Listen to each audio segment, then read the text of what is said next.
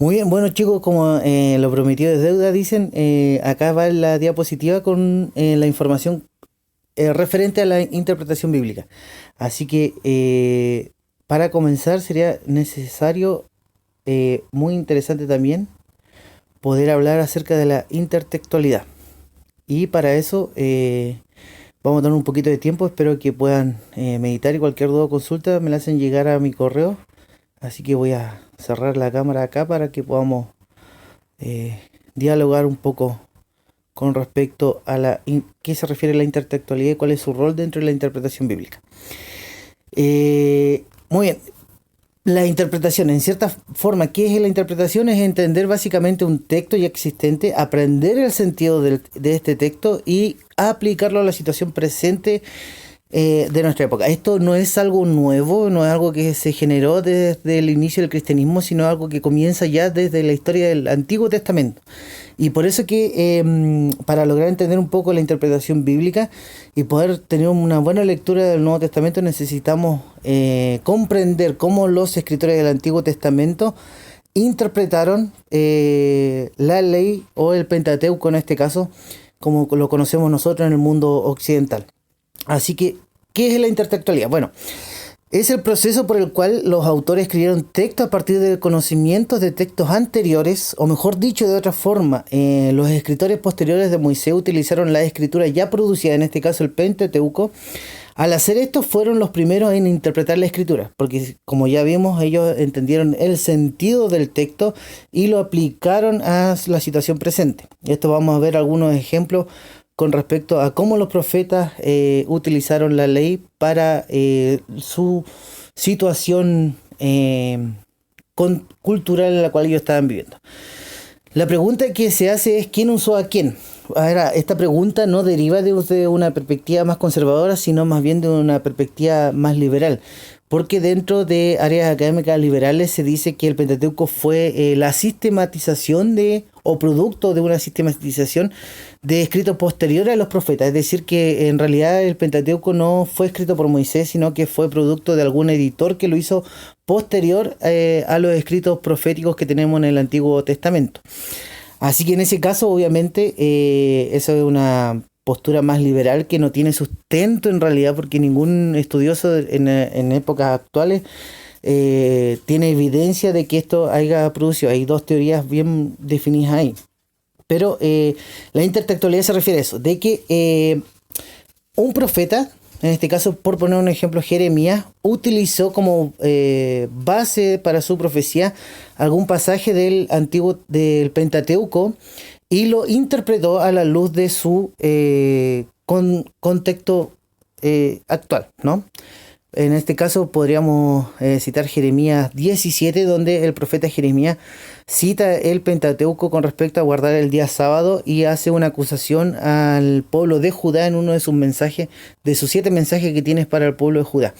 Así que sería muy bueno intentar entender qué se refiere a la intertextualización o la intertextualidad. ¿A qué se refiere eso? Es muy bueno poder estudiar esa perspectiva. Muy bien. Las escrituras hebreas, a diferencia del mundo occidental en el cual nosotros vivimos, como nosotros dividimos el Antiguo Testamento, nosotros lo dividimos en Pentateuco, los primeros 5 libros de la escritura, libros históricos, libros sapiensales o de sabiduría y los profetas mayores y menores. Y esa sería nuestra división occidental del Antiguo Testamento. Mientras que el pueblo judío, la Biblia hebrea, más bien como se conoce la palabra Tanakh, deriva. ¿Por qué? Porque ellos lo dividen simplemente en la ley, los primeros 5 libros del Antiguo Testamento, los profetas, y aquí hay los profetas anteriores y profetas posteriores, y los escritos, en donde calzarían los salmos, proverbios, Job, cantar de los cantares, etcétera, etcétera.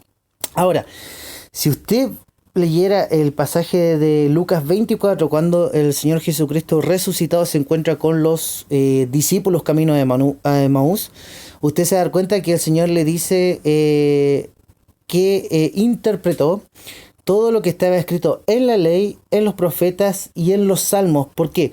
Porque los salmos era el libro principal de lo escrito y por lo tanto el Señor estaba haciendo alusión a todo el Antiguo Testamento de lo que se refería al Mesías, ¿sí? Por eso que en Lucas 24 no aparece la idea de libros históricos ni los sapiensales, porque es una división occidental con respecto al Antiguo Testamento y no una división hebrea del Antiguo Testamento. Así que ese sería por qué Lucas 24 hace alusión a todo el Antiguo Testamento en estas tres divisiones: ley, profetas anteriores y posteriores y escritos. ¿Sí? Lo interesante es que dentro de los profetas anteriores se encuentra Josué, Jueces, Samuel y Reyes, que para nosotros son libros históricos, para el pueblo judío son profetas anteriores. Esa es la división que tienen. Ahora, usted tiene que pensar que la intertextualidad, cuando nosotros hablamos de esto, nos estamos refiriendo a que la escritura es un edificio hermenéutico. ¿Sí? ¿A qué me refiero con esto? No podemos olvidarnos de la dimensión divina en la cual fue dada la escritura, pero también podemos decir que es un esfuerzo interpretativo. Sin lugar a dudas, Dios podría haber revelado su palabra o su revelación de la verdad independiente de los escritos anteriores, pero Él no lo hizo de esta forma, sino que hizo uso de profecías dadas anteriormente o reveladas anteriormente, y que los autores, como en este caso Jeremías, Isaías, Oseas, lo interesante de Oseas que cita el exilio encontrado en Éxodo para reprender al pueblo que se estaba desviando en idolatría, lo hicieron en un contexto de edificando una pirámide, por decirlo de alguna forma, muy egipcia esa ilustración, pero una pirámide hermenéutica, ¿ya? Es decir, los autores utilizaron la escritura ya dada para plasmar la revelación de Dios. Esto que se refiere en algunos casos, incluso como ocurre en el caso de Jeremías, él cita de dónde está sacando la fuente, ¿sí? O hay referencias a escritos anteriores a ellos sin darnos la fuente, pero obviamente es un caso de citación, como en el caso de Josué, que es una referencia al Pentateuco. En este caso. De la misma manera, usted tiene que pensar en la hermenéutica bíblica de cierta forma como una pirámide, ¿sí? Piense en una pirámide. La base de esta pirámide, sin lugar a dudas, va a ser la ley, es decir, el Pentateuco, los primeros 5 libros del Antiguo Testamento. Es la base sobre la cual los profetas y los escritos están sustentados en su revelación. A esto no quiere decir que sean menos inspirados, ¿sí? Porque acá hay que dejar en claro que inspiración y revelación son dos conceptos diferentes, pero se sustentan bajo la base de la ley. Los profetas anteriores y posteriores dan un desenvolvimiento objetivo con respecto a la religión del Antiguo Testamento, interpretando y aplicando la ley para la nación de Israel en sus días. Por eso que usted no puede interpretar los escritos de la misma forma que interpreta a un profeta. ¿Por qué? Porque los escritos son la respuesta subjetiva a la ley. Por eso que usted los escritos, por ejemplo, en Cantar de los Cantares, no puede interpretarlo de manera alegórica como se ha ido haciendo a la luz de la historia de la iglesia en amplia mayoría, en donde lamentablemente, como ya nos habíamos referido a San Agustín no lograba entender Cantar de los Cantares y hizo una alegorización de este libro diciendo que el marido en este caso era Cristo y que la mujer a la cual le está dedicándole el poema de amor se refiere a su iglesia. Pero Cantar de los Cantares no tiene nada que ver con eso, es un libro que habla del amor matrimonial dentro del pueblo judío y es una respuesta subjetiva a la ley de Dios, ¿sí? Por lo tanto, tenemos que interpretarlo de esta forma. Esto no niega de ninguna manera que sean libros inspirados, simplemente son libros revelados por Dios, inspirados por Dios, pero al mismo tiempo con una respuesta subjetiva para la época del Israel histórico, ¿sí? Y que obviamente es aplicable para nuestros días. Acá, en los escritos no son menos inspirados. El hecho de que los escritos sean respuestas subjetivas a la ley no significa que sean menos inspirados, porque ellos nos muestran hasta las áreas más íntimas y remotas de la aplicabilidad de la ley de Dios, como es el caso de los salmos. Si usted lee los salmos, Cantar de los Cantares, los proverbios, tanto los profetas como los escritos reposan sobre la ley. En ellos la ley es usada, interpretada y aplicada a nuevas situaciones, y esto lo vamos a ver un poquito más adelante. También en el caso del Antiguo Testamento, porque lo interesante en este caso y en muchas otras ocasiones que se piensa que el cristianismo surgió como una religión nueva, cuando en realidad tiene una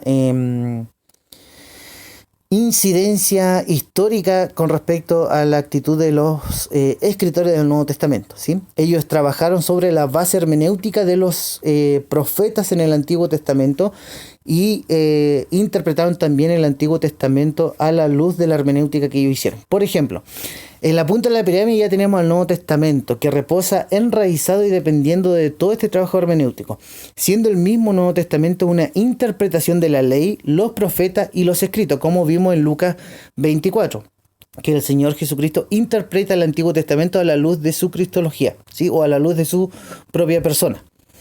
Por eso que para el pueblo judío era difícil esta asimilación, ¿no? Pero Jesús, es interesante lo que ocurre en Lucas 24. Bueno, es una continuidad de una tradición hermenéutica inaugurada ya en el Antiguo Testamento, ¿sí? Una lectura correcta del Nuevo Testamento sin la base hermenéutica de quien vino anteriormente es imposible. Por eso que se ha recurrido muchas veces a la alegorización, sobre todo con pasajes del Antiguo Testamento, como el caso de Goliat, ¿no? Que ya lo vimos el lunes, en el caso de Goliat, que era bastante complicado, que muchos alegorizaban este pasaje para poder hallarle un sentido espiritual al mismo. Así que esta es la forma en la cual nosotros vamos a trabajar. Un dato interesante que nosotros tenemos que recordar es que la revelación divina como tradiciones o como transmisión escrita. Esto debido a que en muchos casos, o por mucho tiempo, se ha mantenido la presuposición de que el pueblo judío era un pueblo de cultura oral, que transmitía toda su revelación divina a través de la oralidad y que la escritura vino posterior a la época de Moisés, ¿sí? Sin embargo, y acá vamos a presentar acá la gran pregunta, ¿era una cultura oral o escrita? Podríamos decir que era ambas. Sin embargo, Bruce Walk, que es un erudito en el Antiguo Testamento, ha demostrado que Israel, al igual que otros pueblos antiguos, como en el caso del Imperio Babilónico y el Imperio Egipcio y otros imperios que existieron desde la época de Israel, confiaban en la transmisión escrita para mantener lo que realmente era importante con respecto a la divinidad, mientras que la transmisión oral, es decir, la palabra hablada, los mandamientos hablados, se ocupaban de algo menos relevante con respecto a la revelación divina. La idea de la transmisión oral y la posterior redacción se sustenta en suposiciones y especulaciones que nunca fueron confirmadas. Bruce Walk es un erudito en el Antiguo Testamento y él ha demostrado que esa suposición no tiene sustento ninguno. No hay evidencia ninguna para creer en aquella idea de que el Pentateuco fue una redacción posterior a la época de Moisés. Y para hablar de esto vamos a demostrarlo de la siguiente forma. En la ley encontramos referencias a fuentes escritas que fueron probablemente utilizadas por Moisés. Por ejemplo, tenemos el caso de Éxodo 17, el caso de Éxodo 24, 7, el caso de Deuteronomio 17 y 18, ya cuando Moisés está dando la entrega de la ley a la segunda generación. El caso de Deuteronomio 27 del 1 al 8, enfatizando básicamente en el versículo 8, y por lo tanto tenemos esta idea de un material escrito. Sin duda podemos decir que la composición del Pentateuco utilizó fuentes escritas existentes, algunas de tiempos anteriores a Moisés, otras de su propio tiempo, como es el caso, por ejemplo, de la estructura que contiene el Éxodo 20. De Éxodo 20 a Éxodo 24, donde se encuentra el libro del pacto, usted se va a encontrar que era una estructura culturalmente conocida por todos los pueblos en el Oriente Antiguo, en donde ese pacto que se hizo con Dios del pueblo de Israel, básicamente ya era una estructura legal conocida por todos los imperios, en donde un rey que conquistaba a otro pueblo o que liberaba a otro pueblo, convertía a este pueblo de su vasallo, de su siervo. ¿Sí? Y en este caso Dios se reveló de la misma forma con el pueblo de Israel, enfatizando en quién es Él, qué hizo por ello y de qué forma ahora este pueblo debe servirle a este Dios. Lo mismo ocurría con los reyes de la antigüedad. Cuando conquistaban a un pueblo, anunciaban quién eran ellos, qué habían hecho por ese pueblo y de qué forma deberían obedecer o servir a este rey, ¿sí? A este imperio. Por lo tanto, el pueblo de Israel no estaba ajeno a la literatura de aquella época. En este caso, continuando con las 3 observaciones que tenemos que hacer. En primer lugar, el uso que hizo Moisés de fuente escrita existente no disminuye en nada la inspiración, como es el caso de Éxodo 20. Una cosa era que ocupara la estructura, otra cosa es decir que las otras pactos hechos entre diferentes naciones sean divinos o inspirados. Nada que ver con la realidad. Dios se reveló en un tiempo cultural específico, en una época histórica específica y con una literatura específica. Así que haga uso de estos elementos no quiere decir que sean menos inspirados no quiere decir que sean menos inspirados, claro, que su palabra misma, ¿sí? Por lo tanto, fueron recursos literarios, recursos históricos que se utilizaron para la revelación divina. Ahora, la hipótesis documentaria. ¿En qué consiste esta hipótesis? Según se refiere, la hipótesis documentaria define, y acá hay que tener cuidado, de que Moisés no escribió el Pentateuco y que esta fue, ¿cómo decirlo?, una producción editorial que se hizo de diferentes textos que se tenían y en donde se intentaron armonizar algunas discordias que existían unos con otros. Básicamente esta teoría no tiene validez hoy en día en las escuelas académicas modernas porque no hay sustento para creer en ella. Y la tercera observación que podemos hacer, la escritura no utilizó la escritura. ¿A qué nos referimos con esto? Aunque Moisés utilizara el material escrito anterior a él, nunca estos escritos fueron considerados divinos ni tuvieron estatus canónico. En este caso también aplica para Éxodo 20 o la manera en la cual Moisés entrega la literatura de Deuteronomio, Levítico y cualquier otro texto del Antiguo Testamento, del Pentateuco en este caso. Así que acá, para una bibliografía que pueda ayudarlos mucho a entender un poco el panorama del Antiguo Testamento, sobre todo un libro que a mí me gustó bastante, creo que puede serle de mucha ayuda, es el de Introducción al Antiguo Testamento de Temper Lockman III, y hay que tener cuidado con él porque si bien en este libro él reconoce la autoría de Moisés con respecto al Antiguo Testamento, recientemente Temper Lockman ya está dudando de aquella tesis, se ha puesto un poco más liberal. Así que les recomiendo ese libro, Introducción al Antiguo Testamento, teniendo en consideración que Temper Lockman actualmente ya se desvió un poquito de la ortodoxia cristiana. Y el panorama del Antiguo Testamento también de William Sanford, que es un muy muy buen libro que puede ayudarle a usted a comprender un poco de manera panorámica cada libro del Antiguo Testamento, qué contiene, cuál era su teología y de qué forma fue entregado al pueblo de Israel. Y otro libro que si usted quiere leer, que está en PDF, usted lo puede encontrar googleándolo simplemente, es el de George Walton, El Mundo Perdido, de Génesis 1. Génesis 2 también tiene, son 2 libros. Génesis 1 es la cosmología antigua y el debate de los orígenes, y Génesis 2 y 3, El Mundo Perdido de Adán y Eva. Él es un erudito también del Antiguo Testamento, hebraísta, y tiene mucho conocimiento que entregar para poder comprender por qué Génesis 1 no está en discordia con la ciencia moderna y al mismo tiempo por qué hacer este concordismo, como se conoce, entre introducir los descubrimientos científicos actuales con Génesis 1 no conviene mucho porque son productos de una época y de una cultura diferente y responden a un cuestionamiento muy diferente al que nosotros tenemos. Así que para que lo conozcan. Ahora, los profetas anteriores. Muy bien, como yo les mencionaba, acá está la división, la citación de Lucas 24, por qué Lucas citó estos 3 elementos, o el Señor Jesucristo citó estas 3 divisiones, la ley, los profetas y los escritos, y por qué se conocen como anteriores y posteriores, siendo que nosotros conocemos profetas mayores y profetas menores. Pero no tiene nada que ver con eso. Profeta anterior está Josué, Jueces, Samuel y Reyes. Y en los profetas posteriores o literarios, que fueron quienes dejaron plasmada su revelación o su profecía, están los demás profetas. Muy bien, los escritos de Moisés fueron ampliamente usados y por lo tanto interpretados. Los profetas que en la división judía se consideran anteriores y posteriores, esto debido a que no escribieron o no dejaron registrar sus profecías, como si fue el caso de los posteriores o también conocidos como los profetas literarios.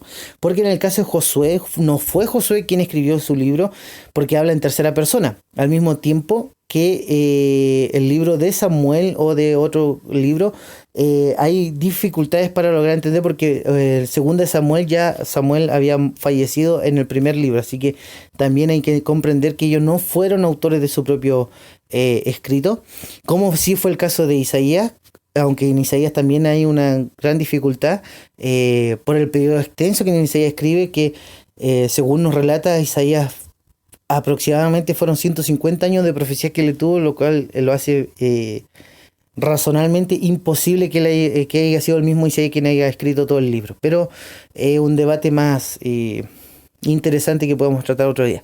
En caso de Oseas, Miqueas, profetas que dejaron registro de su libro son considerados profetas posteriores, profetas literarios, que dejaron registrado de manera escrita sus revelaciones.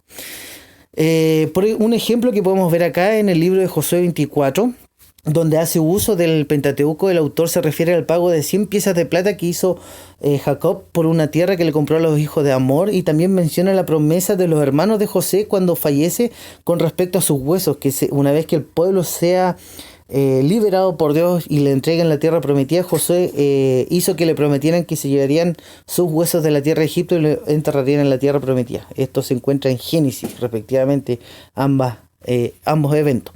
Un uso del Pentateuco en Josué. Por ejemplo, Josué 14:2 vemos que está la repartición de la tierra entre las tribus, que se encuentra en número. Josué 15, las tres gigantes que se ven también en número.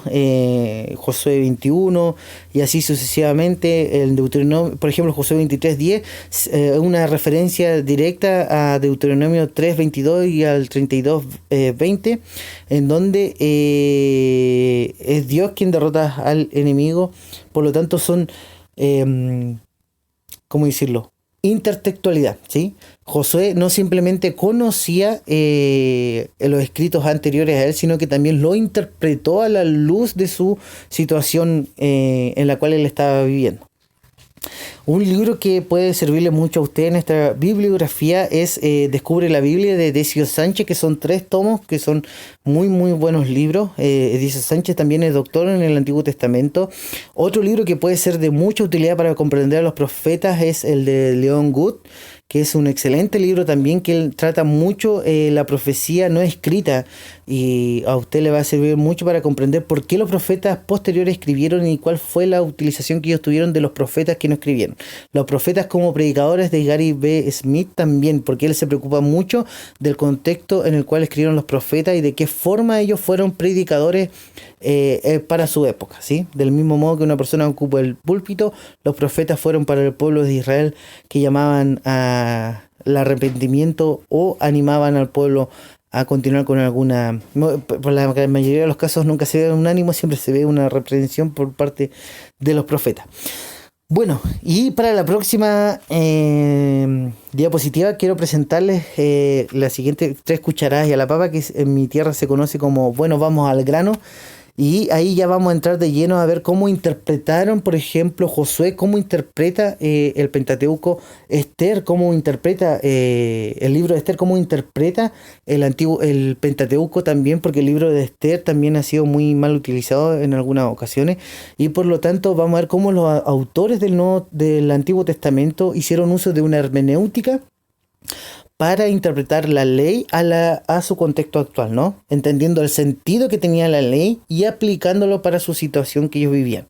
De la misma forma nos ayuda a entender cómo los autores del Nuevo Testamento interpretaron, es decir, entendieron el sentido de los profetas, la ley y los escritos, y lo aplicaron para la situación de la cristiandad, ¿no? De la iglesia cristiana.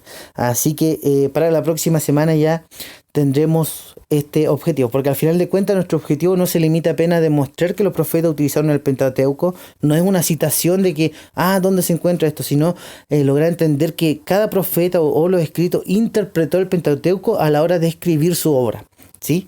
Cómo lo interpretaron y de qué forma lo aplicaron a su época en la cual ellos estaban viviendo. Así que espero, chicos, que puedan disfrutar, y cualquier duda o consulta, por favor no duden en preguntar.